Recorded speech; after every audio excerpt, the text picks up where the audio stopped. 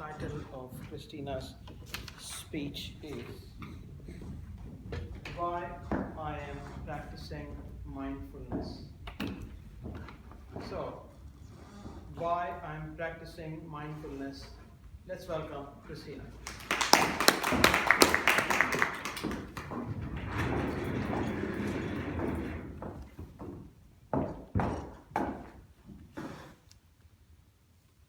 I gazed apprehensively at the white, futuristic, egg-shaped pod in front of me.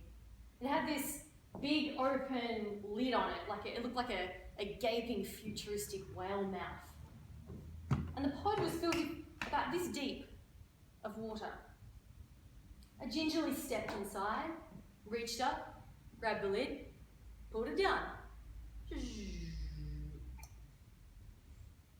And I was plunged into the dark, dark blackness. I lay down into the water and was immediately buoyed up by the salt, the dead saltiness of it. I couldn't see anything, I couldn't hear anything, I couldn't smell anything, I couldn't feel anything. And as I lay there, all I could think to myself was, how on earth am I going to last a whole hour? And so began my very first flotation tank experience. Has anyone here experienced a flotation tank before or heard of it? A couple of people. The idea is you completely deprive yourself of any sort of sensory stimulation. You lie in this pod and you float there, and the idea is that it helps you to relax. Some people use it for pain relief, some people use it for relaxation. I was there to help clear my head of all the crazy thoughts that run around in there, hoping that maybe some new creative ideas could show up. Going into a flotation tank was all part of my quest to bring more mindfulness into my life. And I want you to think about it.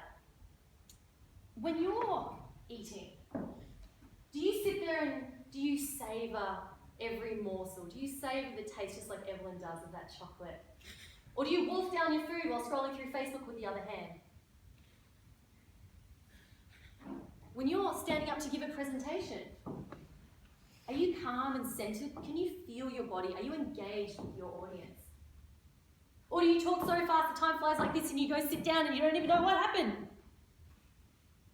Has anyone ever driven somewhere and then by the time they got to their destination thought, I don't remember driving here? That's all to do with us not being mindful, not being in the present moment, and that's exactly what it is. The practice of mindfulness is simply being aware in that moment and being aware of exactly what's happening at that present time. And when we can start to practice mindfulness and bring it into our lives, we'll become happier. We're more at peace because we're happy with being in the current moment. It's better for your health. Mindfulness practice has been shown to reduce stress, anxiety, depression. Your health will be better. You'll digest food better if you're eating it slowly and mindfully. You'll be able to sleep better at night. And plus you'll be a better listener, a better leader, a better colleague, a better parent. Ultimately, a better human. So today, I'd like to share with you some ways that you too can start to incorporate mindfulness into your lives. And it's okay. You don't have to lock yourself in a claustrophobic, wet cocoon like I did for an hour to do so. So the first thing that you can do, this is what I do every morning, is I go for a mindfulness walk. All I do is I get up 6 o'clock and I go walk along the beach. Very lucky to live by the beach. I don't take my phone. Very important. No phone. No podcast, no music, no nothing. You just walk. And what I do is I try to listen to the sounds of the ocean, the chirping of the birds, the roaring peak hour traffic. All those beautiful sounds. I take it in and I try to focus on that, and I focus on my walk instead of thinking about work or what I need to do that day. So it's very simple. The second thing that you can do is to do an activity that forces you to think of that one activity only. Does anyone here do yoga? You do yoga? Anyone else do yoga? Yeah? Yoga is a really great activity for this because it forces you to think of your breathing while you're doing the movements. Pilates is also good. Rock climbing, snowboarding, surfing, any sort of activity where you feel in the moment, where you're focused on that one thing. I do CrossFit a few times a week, and I'm telling you, when you're in that much pain at your 299th push-up, knowing that you've got 3 more rounds of 57 pull-ups, and you can do nothing but focus on that activity at that moment. Now, I've also been doing a little bit of meditation. And I downloaded an app called Headspace, and it's super awesome because they get you started at 3 minutes. 3-minute meditation, easy. And I'm learning that, hey, this is actually something I can do. I never thought that I could do it. So that's another way to get started. You don't have to sit on a grassy knoll and say Om and levitate for an hour a day for it to count as meditation. 3 minutes a day works just as well. What else do I do? You know what? This is related to Toastmasters. When you get up to present, I want you to really practice taking deep breaths. We were talking about this before.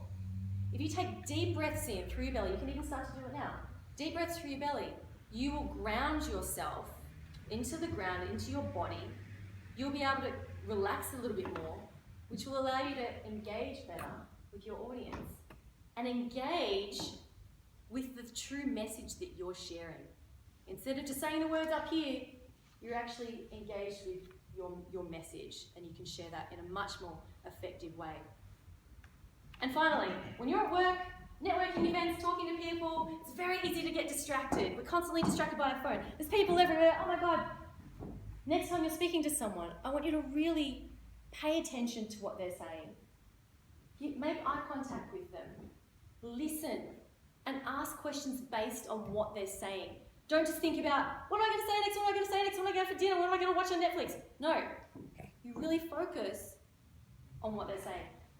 They say that the most charismatic people in the world are the ones that make you feel like you're special. And it's not hard to do.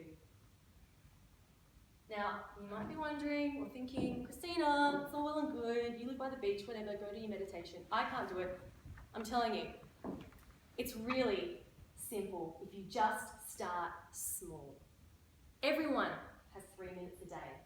Everyone has 5 minutes. On your lunch break, go for a little walk. Practice seeing what the environment is and noticing that environment. Because if I can do it, I know that you can do it too. When I was lying in that flotation tank in the pitch black darkness, I thought there is no way I can make it through this 60 minutes. But next thing I knew, the calm music was coming on and I was done. And as I left the building, I dried myself and everything, but as I left the building, I felt like I was floating on a cloud.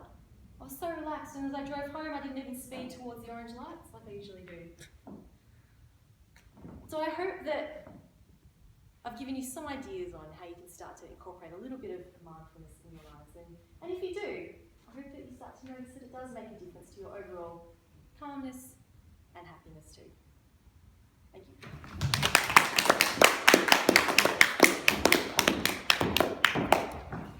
Thank you, Christina. That was